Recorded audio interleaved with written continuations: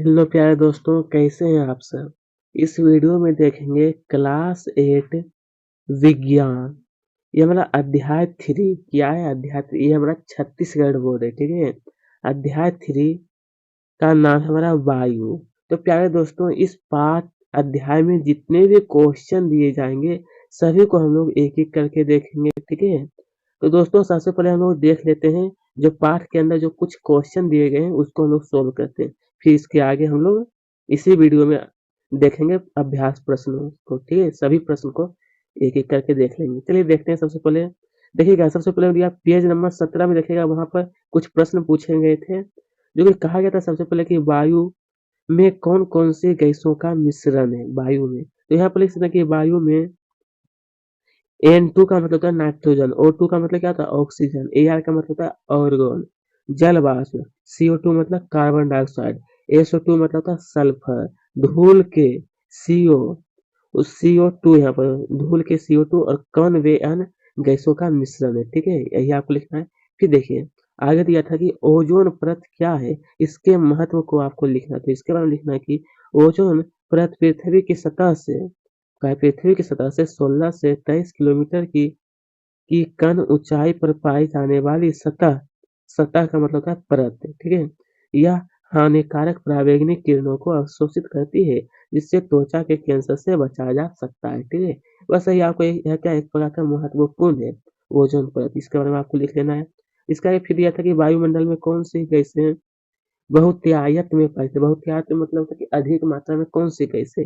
जैसा कि वायुमंडल में नाइट्रोजन और ऑक्सीजन गैस जो वो बहुतायत को में पाए जाते हैं। मतलब देखिए नाइट्रोजन जो है ना वो 78% है और ऑक्सीजन जो है ना वो हमारा 21% है, ठीक है। आपको ध्यान में रखना है। इसके आगे फिर देखते हैं कार्य था कि इनके उत्तर दीजिए। इसमें देखिएगा दोस्तों पेज नंबर 20 वहां पर पूछा गया था सबसे पहले कि क्या है पोटेशियम। पोटेशियम परमे परमैंगनेट का पोटेशियम परमैंगनेट को गर्म करने पर होने वाली क्रिया आपको क्या समझाने के लिए। तो इसके बारे में आपको लिखना है कि पोटेशियम पोटेशियम देखिए दोस्तों, लिखना है कि पोटेशियम परमैंगनेट को गर्म करने पर यह पोटेशियम पोटेशियम मैग्नेट वे ऑक्सीजन में टूट जाती है, कहते हैं ऑक्सीजन में। क्योंकि इस प्रकार से आप लिख सकते हैं दोस्तों। इससे देखिए ये हमारा दिया गया है, ये हमारा क्या है पोटेशियम परमैंगनेट है, जो कि इसको अगर गर्म किया जाता है तो ये समय वो टूट जाता है, जो कि आपको यह समीकरण लिख लीजिएगा। फिर दिया था कि ऑक्सीजन से भरी रक्तनली में जल। हालांकि दोस्तों ये ज्यादा जरूरी नहीं है लिखने का, ठीक है, नहीं भी लिखेगा तो कोई दिक्कत नहीं है। चलिए अब दिया है कि ऑक्सीजन ऑक्सीजन से भरी रक्तनली में जलता हुआ कोयला ले जाने पर क्या होता है। तो लिखना है कि ऑक्सीजन से भरी रक्तनली में जलता हुआ कोयला ले जाने पर वह और तेज चमक के साथ जलता है, क्योंकि क्योंकि ऑक्सीजन जलने में सहायक होता है। क्या होता है दोस्त? तो ऑक्सीजन जलने में सहायक होता है। चलिए दोस्तों अब दिया है कि दैनिक का है प्रश्न 3 मेरे दोस्त का है प्रश्न 3 में कि दैनिक जीवन में ऑक्सीजन के क्या उपयोग है। दैनिक जीवन में तो लिखना है कि दैनिक जीवन में ऑक्सीजन का सबसे महत्वपूर्ण उपयोग जीवधारियों के श्वसन में किसी भी प्रकार का दहन करना हो तो वेल्डिंग में इसका उपयोग होता है, ठीक है। ऑक्सीजन का ही ये सब क्या उपयोग होता है। चलिए दोस्तों अब हम लोग देखते हैं। आप लोग पेज नंबर 24 में देखिएगा, वहां पर लगभग 3 प्रश्न दिए गए हैं कि वायु को प्रदूषित करने वाले प्रमुख गैसें कौन कौन सी है। वायु में जो प्रदूषण फैलाती है वो कौन कौन सी गैसें। लिखना है कि वायु को प्रदूषित करने वाली प्रमुख गैसें हैं, जो कि सबसे पहले CO2 होगा, ठीक है। सल्फर के ऑक्साइड, नाइट्रोजन के ऑक्साइड, ये सब क्या है वायु को प्रदूषित करता है। चलिए अब दिया है कि सड़क के नजदीक स्थित नीम के पेड़ की पत्ती उसमें दूर स्थित पेड़ की पत्ती की सतह पर जमे पदार्थ में आप क्या अंतर पाते हैं। इसका पौधे की जैविक प्रक्रिया पर क्या प्रभाव पड़ता है। इसके कहा गया मेरे दोस्त कि इसका पौधे की जैविक प्रक्रियाओं पर क्या प्रभाव पड़ता है। तो इसके बारे में आप सबको लिखना है कि सड़क के नजदीक स्थित नीम के पेड़ की पत्ती में CO2, यहाँ पर देखिए CO2 है, ठीक है। CO2 नाइट्रोजन के ऑक्साइड सीसा आदि के निलंबित कण अधिक मात्रा में मिलेंगे, जो इनकी जैविक प्रक्रिया पर हानिकारक प्रभाव डालती है, जबकि दूर स्थित पेड़ की पत्ती की सतह पर इस तरह के कण कम मात्रा में होते हैं या नहीं होते हैं। ये अपेक्षाकृत बेहतर वातावरण में होते हैं। कहाँ पर होते हैं मेरे दोस्त? बेहतर वातावरण में, ठीक है? चलिए दोस्तों, अब देखते हैं कहा है ग्रीन, मेरे दोस्त कहा है ग्रीन हाउस प्रभाव के लिए कौन सी गैसें उत्तरदायी है? ग्रीन हाउस प्रभाव के लिए लिखना है, ग्रीन हाउस प्रभाव के लिए CO2, उसके बाद फिर आपको लिखना है CO, फिर CH4 एवं फ्लोरोकार्बन, ओजोन भी ऐसे ही कुछ अवरक्त किरणों को अवशोषित करने वाली गैसें क्या होती है? वो उत्तरदायी होती है, ठीक है?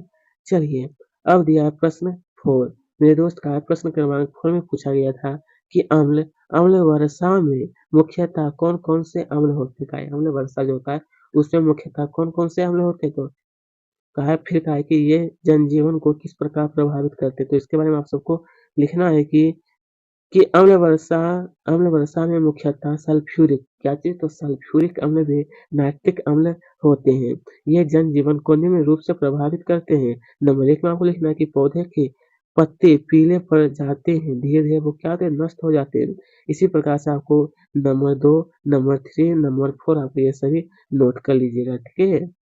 चलिए प्यारे दोस्तों, दिया था क्या है, इनके भी उत्तर देने के लिए पेज नंबर हमारा 26, पेज नंबर 26 में पूछा गया था सबसे पहले कि वायुमंडलीय क्या है, वायुमंडलीय दाब से आप क्या समझते हैं इससे? तो इसके बारे में लिखना है कि हमारे चारों ओर स्थित वायुमंडल द्वारा आरोपित दाब का है, आरोपित दाब जो होता है वो वायुमंडलीय दाब कहलाता है, ठीक है? चलिए, अब दिया प्रश्न क्रमांक 2 में मेरे दोस्त कहा है किसी स्थान पर कहा है किसी स्थान पर वायुमंडलीय दाब के बहुत कम हो जाने का मानव शरीर पर कहा है, मानव का जो शरीर होता है उस पर क्या प्रभाव पड़ता है आपको समझाना है। तो इसके बारे में आप सब लिख सकते हैं कि किसी स्थान पर वायुमंडलीय दाब के बहुत कम हो जाने पर मानव शरीर की रक्त वाहिनियों का दाब अधिक होने से वे फूल जाती है और कभी-कभी वह फट भी जाती है। यह प्रक्रिया ज़्यादातर पृथ्वी से ऊपर जाने पानी के पहाड़ों या आदि में चढ़ने पर होता है। ठीक है दोस्तों, बस यही आपको लिख लेना है अच्छी तरह से। तो प्यारे दोस्तों, हम लोग देखते हैं अभ्यास, यानी पाठ में जो अभ्यास प्रश्न पूछे गए थे उसको हम लोग देखते हैं एक-एक करके। कहा गया कि सही विकल्प चुनकर आपको लिखना है। देखिए, सबसे पहले पूछा गया था कि वायुमंडल में कौन सी गैस सबसे अधिक मात्रा में उपस्थित होता है वायुमंडल में? तो इसका राइट आंसर जो है नाइट्रोजन। क्या होगा मेरे दोस्त? तो नाइट्रोजन जो होता है ना, नाइट सॉरी इसमें आपको टिक लगाना है, इसमें नाइट्रोजन, क्योंकि वायुमंडल में कौन सी गैस सबसे अधिक मात्रा में है? तो नाइट्रोजन ही है, ठीक है? इसमें आपको टिक लगाना है। चलिए, अब दिया है हमारा आगे क्या है, नाइट्रोजन का कहा गया मेरे दोस्त कि नाइट्रोजन का उपयोग भंडारित भोज्य क्या है, भंडारित भोज्य पदार्थों में किया जाता है। क्यों किया जाता है इसके बारे में बताइए? तो इसके बारे में दोस्तों आप सबको लिखना है कि जो कि यहाँ पे देखते हैं दोस्तों 4 ऑप्शन दिया गया है। तो देखिए इसमें सही हो जाएगा हमारा डी नंबर। क्या होगा मेरे दोस्त? सही जो होगा वो डी नंबर हो जाएगा, यानी कि यह भोजन को ताज़ा बनाए रखती है। क्या होती है? तो भोजन को ताज़ा बनाए रखती है। चलिए प्यारे दोस्तों, अब हम लोग देखते हैं प्रश्न 3। प्रश्न 3 में कहा गया था कि पारे के स्तंभ का कौन सा मान मानक वायुमंडलीय दाब को दर्शाता है? मानक वायुमंडलीय दाब को दर्शाता कौन सा है? तो ये जो है 76, क्या होगा मेरे दोस्त? 76 सेंटीमीटर वाला होगा, ठीक है? चलिए, अब आगे देखते हैं प्रश्न 4। कहा है कि ऑक्सीजन गैस जल से क्या होता है? ऑक्सीजन गैस जो होता है ना, वो क्या है, जल से क्या होता है? ऑप्शन दिया है, भारी, हल्की है, ना हल्की ना भारी, या फिर इनमें से कोई नहीं। तो इसका राइट आंसर होगा हल्की है। क्या है? तो हल्की, यानी ऑक्सीजन जो है वो गैस, ऑक्सीजन गैस जो है वो जल से क्या है? तो हल्के ही, जल से क्या है? हल्का। पृथ्वी के वायुमंडल के गर्म होने का कारण क्या है? पृथ्वी के वायुमंडल का ऑप्शन ओजोन परत, ग्रीन हाउस प्रभाव, नाइट्रोजन या फिर ऑक्सीजन। तो ये हमारा ग्रीन हाउस प्रभाव है, ठीक है, इसका कारण।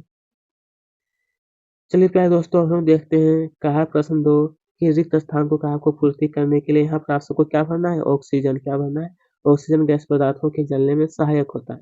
जो यहाँ पर देखिए दोस्तों, यहाँ पर जो आपको मोटा नियर दिखाई जो दे रहा है, वही आपको इसका सही आंसर है, ठीक है?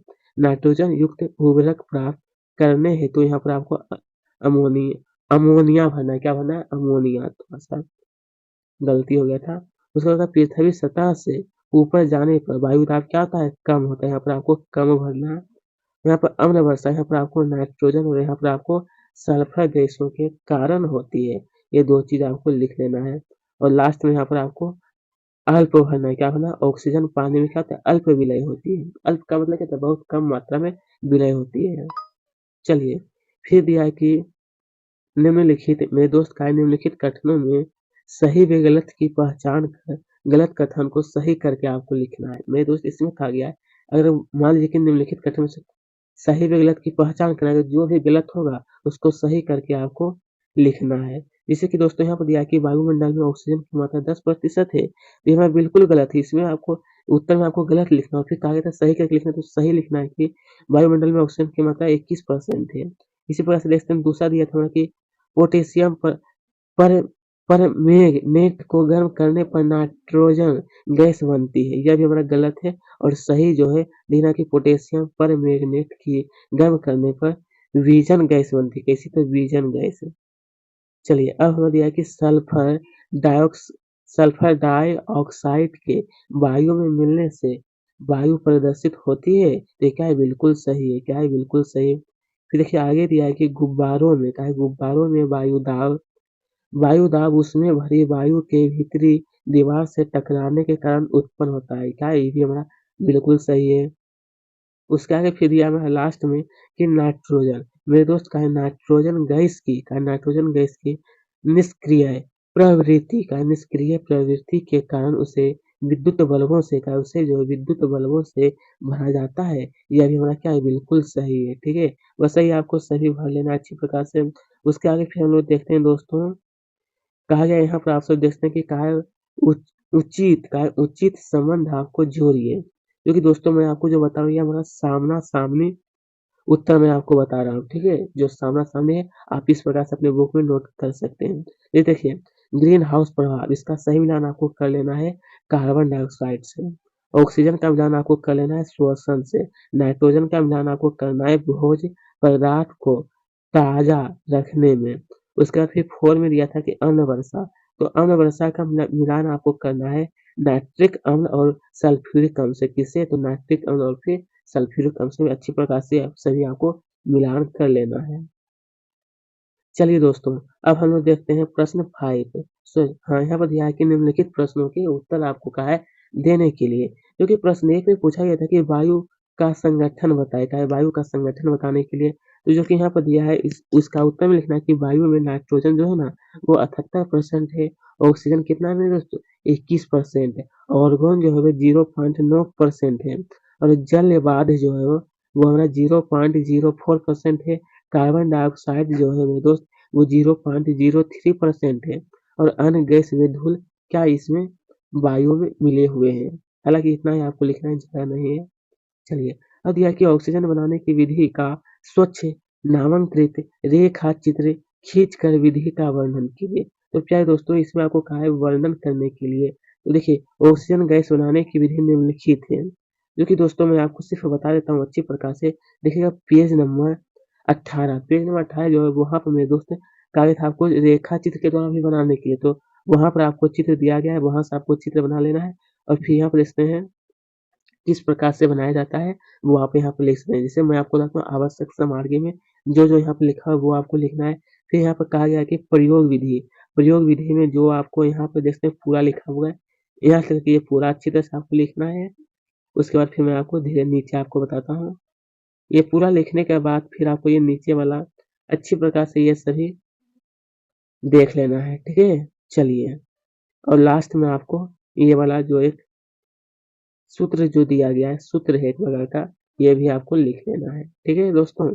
तो चलिए हम लोग आगे बढ़ते हैं। हालाँकि दोस्तों ये बहुत ही अच्छी थोड़ा लंबा उत्तर था, ठीक है? इसलिए मैं सिर्फ़ आपको बता दिया हूँ। चलिए आगे दिया कि वायु प्रदूषण के विभिन्न कारण लिखकर उसे रोकने के लिए आप क्या उपाय कर सकते हैं? आपको कहा है लिखिए। तो इसके बारे में आप सब लिख सकते हैं कि लिखना कि वायु प्रदूषण के विभिन्न कारण निम्नलिखित प्रदूषण होने के लिए। क्योंकि पहला आपको लिखना है कि मानवीय गतिविधियाँ क्या है? मानवीय गतिविधियाँ। दूसरा आपको क्या लिखना है मेरे दोस्त? जीवाश्म ईंधनों का दहन। क्या? जीवाश्म ईंधनों का दहन। तीसरा आपको क्या लिखना है? उद्योग, धंधे या कल कारखाने आदि ये सब प्रदूषण के कारण है। क्योंकि फिर यहाँ पर भी आपसे देश ने कहा है उसे रोकने के लिए आप क्या उपाय कर सकते हैं, इसके बारे में भी आपको लिखना था। तो दोस्तों इसके बारे में आप लिखते हैं कि अधिक वृक्ष उगाना, अपने आसपास के वृक्षों की देखरेख करना, फैक्ट्री की चिमनी की ऊंचाई बढ़ाना जिससे कि प्रदूषित वायु निचले इलाकों में सीमित ना रहे, कम मात्रा में प्रदूषक मुक्त हो, ऐसी व्यवस्था करनी चाहिए। ये दूसरा। इसी प्रकार से आपको ये नंबर 3, ये नंबर 4, ये नंबर 5, ये नंबर 6 है। ये पॉइंट बाय पॉइंट आपको सभी लिख लीजिएगा। फिर यहाँ पे इसमें नंबर 7, नंबर 8 टोटल 8 पॉइंट दिया है जो कि सभी आपको अच्छी प्रकार से नोट कर लीजिएगा। तो प्यारे दोस्तों अब देखते हैं आगे की ओर। यहाँ तक ये सब है। चलिए अब देखते हैं प्रश्न 4 का है। प्रश्न 4 में कि नाइट्रोजन, मेरे दोस्त का है नाइट्रोजन गैस के प्रमुख उपयोग लिखिए। का है नाइट्रोजन गैस का क्या उपयोग होता है? तो इसके बारे में लिखना है कि नाइट्रोजन गैस के प्रमुख उपयोग निम्नलिखित हैं। क्योंकि सबसे पहला पॉइंट आप सबको लिखना है कि यह पौधों और जीवधारियों की वृद्धि हेतु आवश्यक है। क्या है? तो वृद्धि हेतु क्या है? आवश्यक है। फिर इसमें दूसरा आपको लिखना है कि नाइट्रोजन नाइट्रोजन की विशाल मात्रा हाइड्रोजन के साथ क्रिया कर अमोनिया बनाती है। क्या बनाती है? तो अमोनिया। अमोनिया से अमोनिया से यूरिया जैसे उर्वरकों का उत्पादन होता है। ये दूसरा पॉइंट हो गया। फिर आपको तीसरा पॉइंट लिखना है कि निष्क्रिय प्रवृत्ति के कारण विद्युत लेपों में क्या है? विद्युत लेपों में भरने के लिए इसका उपयोग किया जाता है। ठीक है, ये तीसरा पॉइंट हो गया। फिर आपको ये चौथा पॉइंट में लिखना है कि इसका उपयोग भंडारित भोज पदार्थ को त्रो त्रो तरोताजा बना रखने के लिए किया जाता है। पैकेट बंद जलपान सामग्री जैसे आलू चिप्स तथा बिना पके और तले भोजन के लिए तैयार खाद्य पदार्थ के पैकेट में यही गैस क्या होती है? वो भरी जाती है। यही सब आपको पूरा लिख लेना है। उसके आगे फिर दोस्तों दिया था प्रश्न 5। प्रश्न 5 में हमारा पूछा गया था कि अम्ल वर्षा क्या है? कहा गया मेरे दोस्त कि अम्ल वर्षा जो है अम्ल वर्षा क्या है? यह हमारे लिए किस प्रकार हानिकारक है? तो इसके बारे में आप सबको लिखना है कि वर्षा के दौरान वर्षा के दौरान वायुमंडल में पाई जाने वाले सल्फर में नाइट्रोजन के ऑक्साइड घुलकर घुलकर वर्ष के वर्ष के जल को सामान्य से अधिक अम्लीय बना देते हैं। इसे अम्लीय अम्लीय या तेजाबी वर्षा कहते हैं। यह हमारे लिए निम्न प्रकार से हानिकारक है। अम्ल वर्षा जो है दोस्तों बहुत ही हानिकारक होता है। ठीक है, इसके बारे में आप सब लिख सकते हैं कि अम्ल वर्षा के कारण पौधों के पत्ते पहले पोले पर जाते हैं और फिर नष्ट हो जाते हैं। क्या होता है? तो पत्ते पर क्या होता है? पोले पड़ जाते हैं। पोलो जो है ना वो एक प्रकार का एसिड होता है। ठीक है, वही पढ़ के वो नष्ट हो जाते हैं।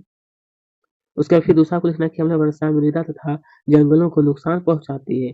और फिर यहाँ पर तीसरा पॉइंट और फिर हमारा चौथा पॉइंट लिख लीजिए। ठीक है, तो प्यारे दोस्तों आज का ये वीडियो हमारा यहीं पर ये हमारा समाप्त होता है। अगर आपको कैसी लगी तो अगर आपको अच्छी लगी तो चैनल को हमारे जरूर सब्सक्राइब कर लीजिएगा, साथ में वीडियो को लाइक। इसी प्रकार से मैं आपको विज्ञान के सभी पाठ के प्रश्न उत्तर मैं आपको एक एक वीडियो के माध्यम से